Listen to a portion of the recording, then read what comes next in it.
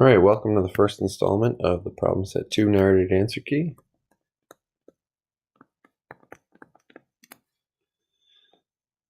We'll start with question 1 down here, which says boron has two naturally occurring isotopes, boron 10 and boron 11.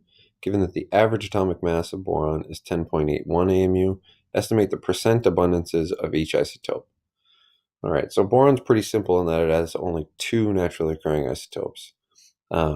So what we're going to do is a weighted average of those two individual masses. I know that a weighted average looks like this. The average mass will equal the mass of the first isotope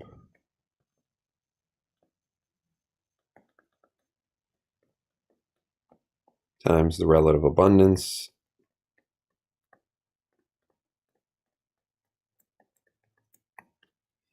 plus the mass of the second isotope times its relative abundance.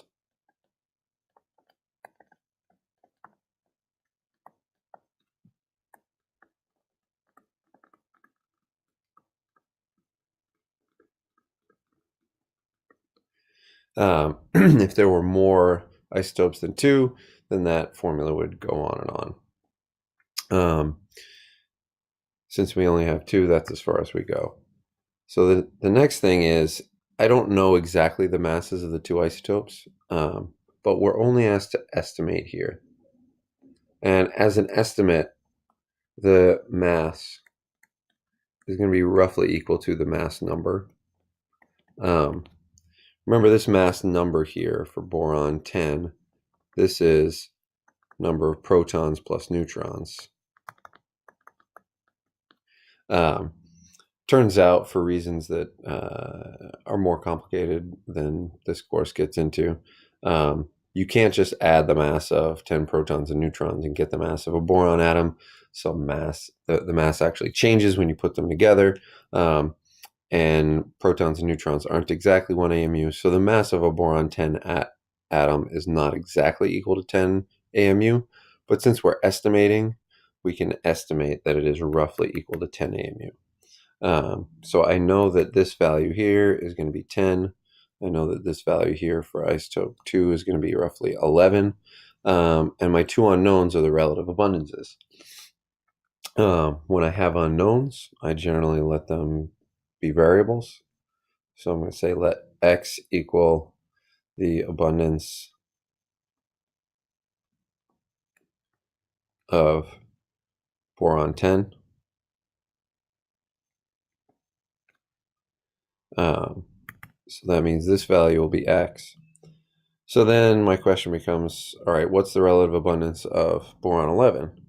Well, I know that the two abundances need to add up to 100%, or they need to add up to 1. Since we're not going to deal with these numbers in percentages, we'll deal with them as decimals. So then 1 minus x has to equal the abundance of boron 11.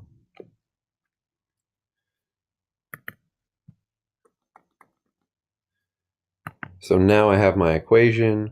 I can go ahead and write my equation and solve it. So I have 10.81 equals 10x plus 11 times 1 minus x. To simplify that right side, that's 10x plus 11 minus 11x. So 10.81 equals 11 minus x when I simplify that.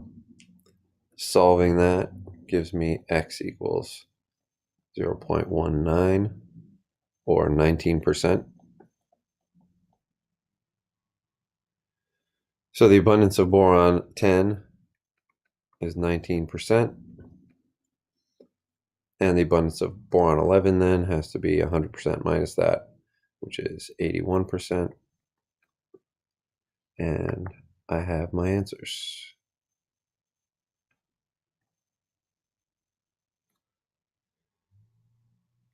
That's problem 1.